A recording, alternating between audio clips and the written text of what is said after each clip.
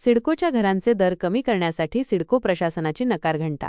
Injection मोर्चाच्या माध्यमातून मनसेने सिडकोला दिला दणका. सिडकोच्या घरांचे दर कमी करण्यासाठी सिडको प्रशासनाची नकारघंटा पाहायला मिळत आहे. त्यामुळे इंजेक्शन मोर्चाच्या माध्यमातून मनसेने सिडकोला दिला दणका. सिडकोने नवी मुंबई परिसरात 26,000 घरांची लॉटरी जाहीर केली.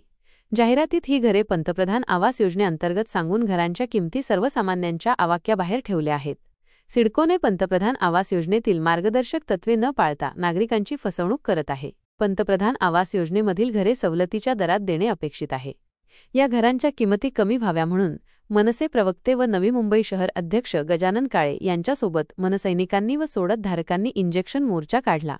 सिडको अधिकारी घरांचे दर कमी करण्याच्या मनस्थितीत नसल्याचे मनसेचे प्रवक्ते गजानन काळे यांनी सांगितले. त्यामुळे मनसे या मुद्द्यावर आपले आंदोलन अजून तीव्र करेल असा इशारा गजानन काळे यांनी दिला. पंतप्रधान आवास योजनेअंतर्गत असणारी घरे इतर राज्यात चांगल्या पद्धतीची व कमी किमतीचे आहेत. मात्र सिडकोच्याच माध्यमातून असा प्रकार का होत आहे असा सवाल देखील गजानन काळे करत आहेत.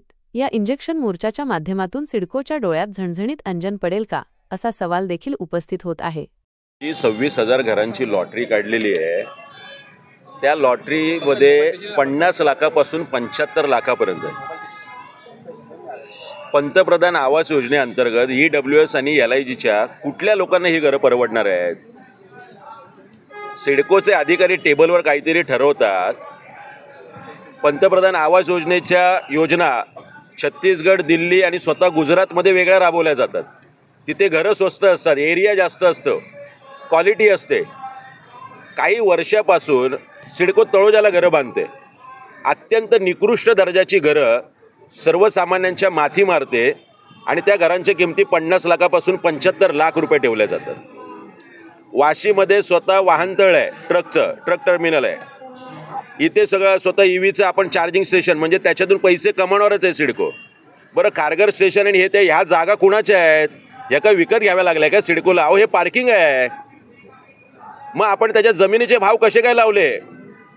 हे सगळं सिडकोला काल आम्ही सिडको MD विजय सिंघल असतील, शंतनू म्हणून ते जे IS आहेत आणि जॉईंट MD ते असतील, गोयल असतील, गणेश देशमुख असतील, या सगळ्यांना आम्ही काल समजावून सांगितलं आहे. चेहऱ्यावरचे हावभाव त्यांना कळलेले की त्यांची चूक झाली, पण ही चूक मान्य करायला सिडको अद्याप तयार नाही आहे. त्यामुळे मोडेल पण वाकणार नाही अशा पद्धतीने सिडकोचा बाणा आहे. त्यांना मोडायला आणि वाकायला आज हा इंजेक्शन मोर्चा आम्ही आणला आहे.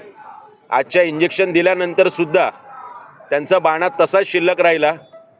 येत्या 11 आणि 12 तारखेला घरं सिडकोची महाग का आणि घरं स्वस्त का झाली पाहिजे याचं एक चित्रांचं अभ्यासू असं प्रदर्शन आम्ही वाशी येथे लावणार आहोत. या दरम्यानच काल सन्माननीय राजसाहेब ठाकरे यांची आम्ही भेट घेतली आहे. राजसाहेबांच्या माध्यमातून परत एकदा मागच्या वर्षीप्रमाणे आम्ही मुख्यमंत्री देवेंद्र फडणवीस यांची वेळ घेणार आहोत, एकनाथ शिंदे साहेबांची वेळ घेणार आहोत. माझं या माध्यमातून सगळ्या 288 आमदारांना आव्हान आहे. आता आम्ही एका आमदारांच्या निवासाच्या इथून गेलो आहे, त्यांना आवाज गेलाच असेल. या सगळ्या आमदारांना माझी नम्र विनंती आहे, महाराष्ट्रातल्या कानाकोपऱ्यातून नवी मुंबईत लोक आलीत, मुंबईत लोक आलीत आणि यांना इथे घरं लागलेली आहेत.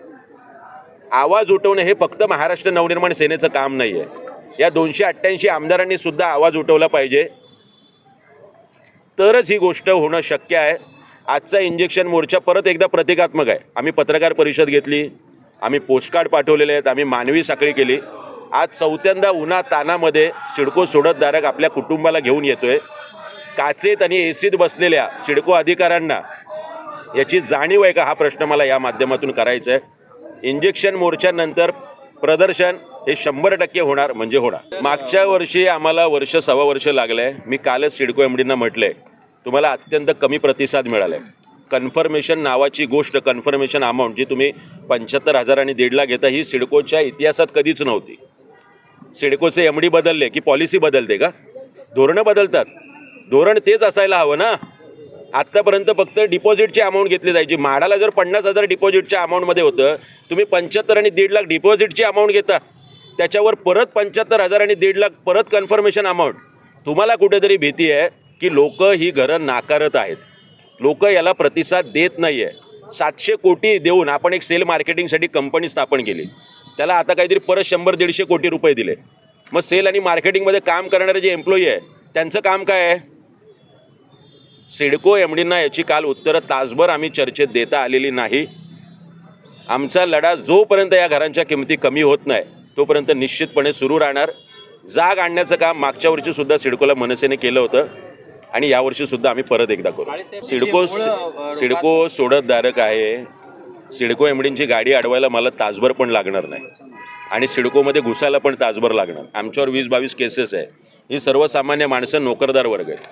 कोणी शासकीय नोकरीत आहे, कोणी आपले रोजच्या रोजीरोटीवर आहे.